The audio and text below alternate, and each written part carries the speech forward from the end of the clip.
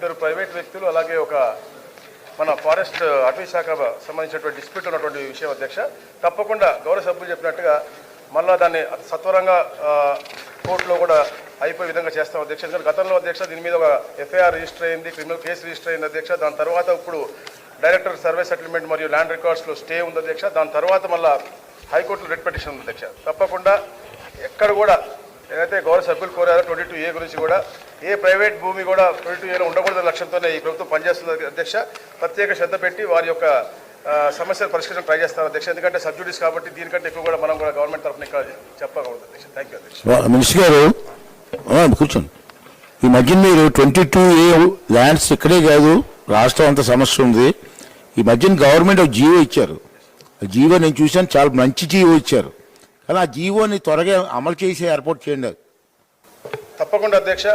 మా గౌరవ special CS గారు, సిసిఎల్ఏ గారు, గౌరవ ముఖ్యమంత్రి గారు ఇచ్చిన ఆదేశాలని క్షేత్రస్థాయిలో అమలు చేయాలనే లక్ష్యంతో మేము టీమ్గా ఏర్పడి ఈ యొక్క ఇదే రాబోయే రోజుల్లో సరళీకృతం చేయాలి. ఏ ప్రైవేట్ భూమి అలాగే అయితే ఎండోమెంట్స్ ద్వారా కొన్ని మనకి ఇబ్బందులు జరుగుతూ ఉన్నాయి, అన్ని కూడా జరగకూడదు లక్ష్యంతో ఈ యొక్క మెమో కూడా మేము ఇవ్వడం జరిగింది అధ్యక్ష.